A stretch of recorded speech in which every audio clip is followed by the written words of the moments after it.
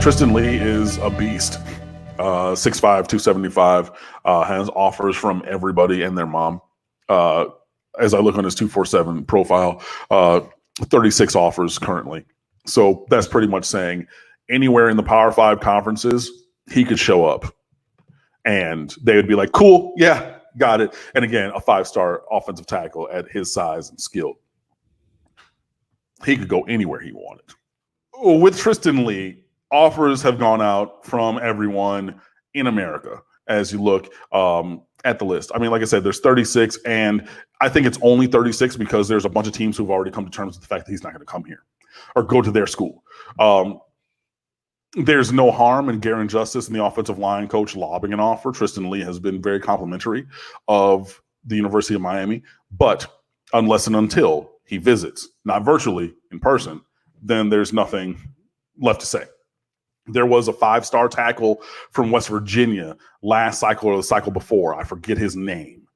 But throughout the whole process, he kept saying, Miami's one of my top schools. I'm going to go visit. Miami's one of my top schools. I'm going to go visit. Miami's in my top. Miami's in my top. Miami's in my top. And to this day, he's never been to Coral Gables or South Florida. So it was great to hear him say that. Unless and until you visit, and like I said, for 5, and I talked about this with Justin Flo last year, so go back and look that one up. But for major recruits like this, you're going to have to visit at least twice. You're going to need to take an unofficial on your own time and then another official visit at a minimum for me to consider this connection being authentic and really possible moving forward. So Tristan Lee, I hope that Miami pushes for until he clearly says, hey, thanks, but no thanks. But as we sit here right now, I don't think that there's any way that I can reasonably assume that he is likely to come here. And thank you for that compliment, Gary Castro. I appreciate that, man. With Jason Marshall putting out a top list without Miami, a top 3, and then you have, other guys committed elsewhere. There's 5, or the kid, the linebacker was at Northwestern, he now goes to Chaminade. He committed to Tennessee the other day. Terrence Lewis. So there's 5 5-star kids in South Florida, and the remaining 3, Miami needs to get 1 or 2 because going 0 for 5 means it's a failed class. And I said, well, if that's the foundation for a failed class, ... because spoiler alert, we're not going to get any of them. So let me go down the list. You have Terrence Lewis, who's committed to Tennessee. Miami elected not to recruit him for a variety of reasons, and I'll leave it at that. Then you just had the other one, Jason Marshall, put up a top 3 that did not include Miami, so he's not coming here. The other 3 5-stars are Ja'Cory Brooks, wide receiver from Booker T. Washington, Leonard Taylor, defensive tackle from Miami Palmetto, who I already mentioned, and then safety James Williams, who is back at American Heritage again after having transferred to a couple of different schools and done a whirlwind tour of high schools in Broward County. Those are the other 3 5-stars in South Florida this year. Miami's not going to get any of them, and I'm just going to let you guys know that right now. The only one that there's even a puncher's chance with is Ja'Cory Brooks. Leonard Taylor's not coming here. James Williams is not coming here. James Williams has already put up a top 3 that does not include Miami, so I don't know why the choice to list him as on the potential side as opposed to the non-potential side with Jason Marshall was made.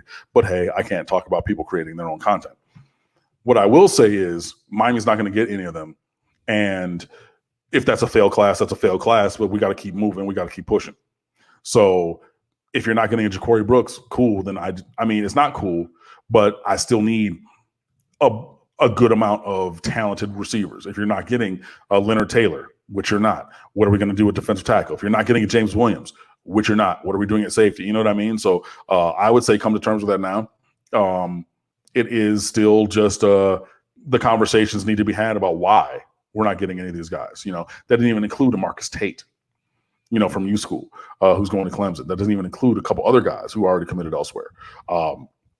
It was just like the currently ranked 5-stars, even though Marcus Tate was ranked as a 5-star for a year and a half, almost 2. I don't know what he did to lose his 5th star at 6'5", 290 pounds, but hey, whatever. But yeah, it's going to be a struggle to get the top guys. But Miami does need to find the guys they need. And then, I mean, it gendered a conversation about cornerback coach Mike Rumpf and his ability or lack thereof at recruiting, because you get a 3-star the Bishop Verot kid, Malik Curtis, and then the next day, Jason Marshall, a 5-star, 6'2", 200-pound cornerback All-American, says, "I'm not coming to Miami. This is my list."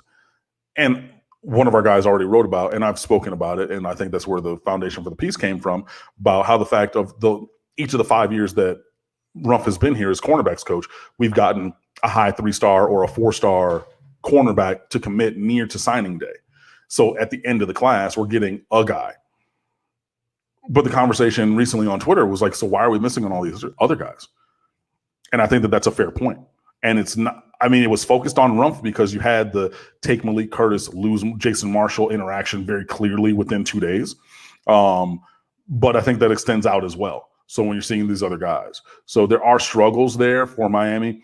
Obviously, looking terrible last year did not help things along with those guys. And I would be nice to have had a full spring practice, maybe a spring game to showcase, a certain time for a season coming up. Some of those things, those tent poles, if you're able to meet in person, maybe you can kind of massage some of the negative feelings with some of these kids or things like that.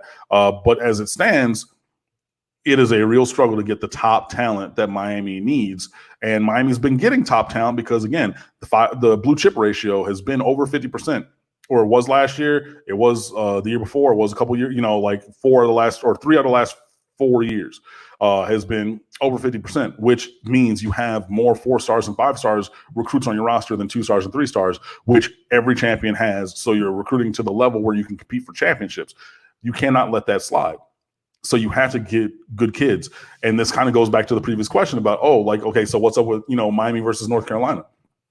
North Carolina is beasting on the trail right now. So the gap in talent between Miami and North Carolina is closing. So we need to maintain where we are and not slide back. You know what I mean?